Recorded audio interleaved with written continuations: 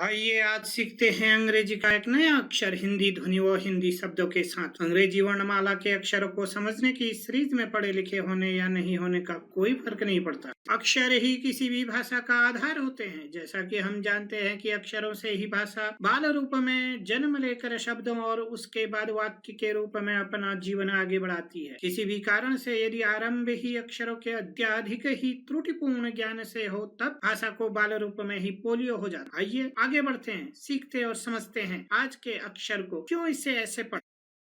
आइए जाने इस अक्षर को और अंग्रेजी की सच्चाई का पता लगाएं। जाने ग्रामीण भारत की शिक्षा एवं भाषा को कमजोर करने में अंग्रेजी का योगदान, विशेषतः ग्रामीण भारत। पहला प्रश्न, क्या आपको सच में पता है यह क्या है? आपका उत्तर होगा W। अंग्रेजी के एक अक्षर W का नाम। जबकि दूसरा प्रश्न हमें स्वयं से और भी पूछना चाहिए, जो कि अधिकांशतः हम नहीं पूछते। यही कारण है हम अंग्रेजी के अक्षरों को सही व व्यवहारिक रूप में समझ नहीं पाते। प्रश्न, क्या यह बिल्कुल वैसे ही है जैसे हिंदी के एक अक्षर व का नाम वो है? मेरा उत्तर होगा बिल्कुल भी नहीं, नॉट एट ऑल। यही हमें समझना है, समझाना है। जितनी देर समझने में होगी उतनी ही देर समझाने में होगी और इसका मूल्य उतने ही समय तक आने वाली पीढ़ियों को चुकाना ही होगा अपनी शिक्षा में। मूल अंतर W और व अक्षर में। What is the basic difference between W and वो न केवल इसका नाम है बल्कि उच्चारण के समय इसकी ध्वनि भी व ही होती है, अर्थात जैसा नाम वैसा काम है। इस अक्षर को उसी ध्वनि रूप में हम उच्चारित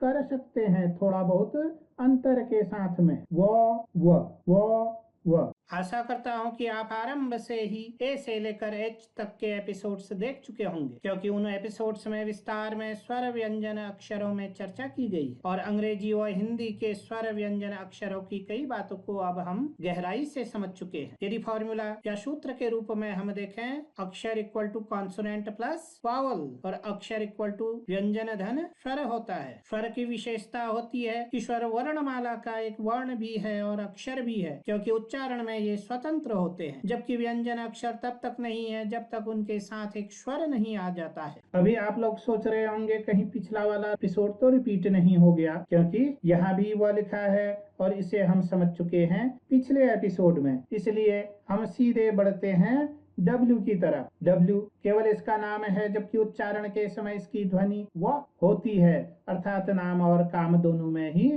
भिन्नता है। अब आपकी जिज्ञासा की तरफ मैं बढ़ रहा हूँ, क्यों हमें इसे वो पढ़ना चाहिए, क्यों हमें इसे W नहीं पढ़ना चाहिए? यदि मैं इसे W पढ़ूं तो मुझे इसे भी क्या उच्चारित करना पड़ेगा, थोड़ा लॉन्ग या शॉर्ट, जैसे हमने यहाँ वो में देखा वो क्या उसी प्रकार W को थोड़ा सा शॉर्ट या लॉन्ग करके हम यहाँ उच्चारित कर सकते हैं? क्या पढ़ना पड़ेगा मुझे इसे?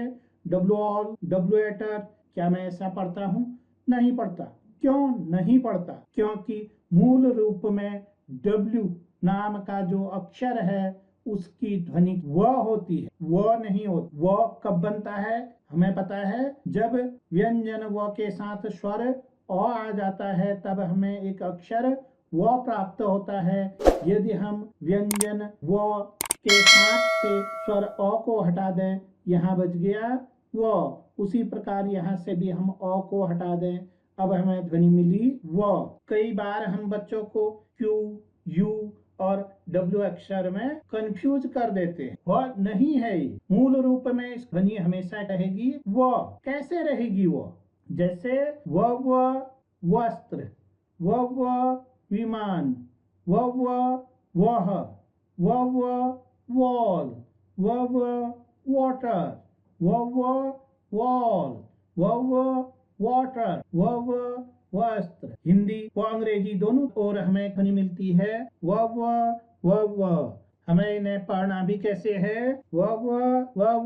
आइए अब हम बढ़ते हैं अपने प्रैक्टिकल सेशन की ओर। अपनी पुस्तक में हमें इन्हें कैसे पढ़ना है और व्यवहार में कैसे लाना है, हिंदी शब्दों की सहायता से हमें अंग्रेजी कैसे सीखनी है, यह जानते हैं।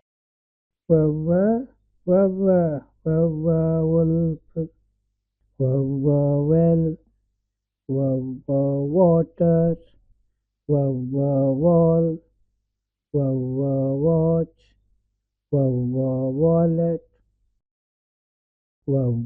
watermelon, wood, window,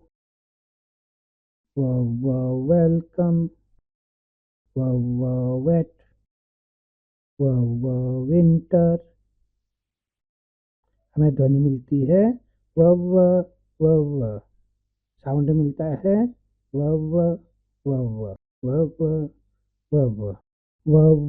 wolf well water होता है वॉल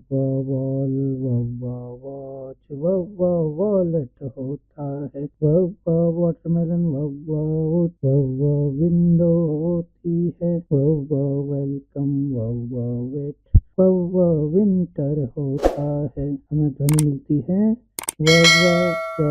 यदि अभी तक भी आपने लाइक और सब्सक्राइब नहीं किया तो लाइक और सब्सक्राइब जरूर करें और लोगों के साथ शेयर करना ना भूलें, जिसके लिए आपका हृदय से अभिनंदन किया जाता है। धन्यवाद।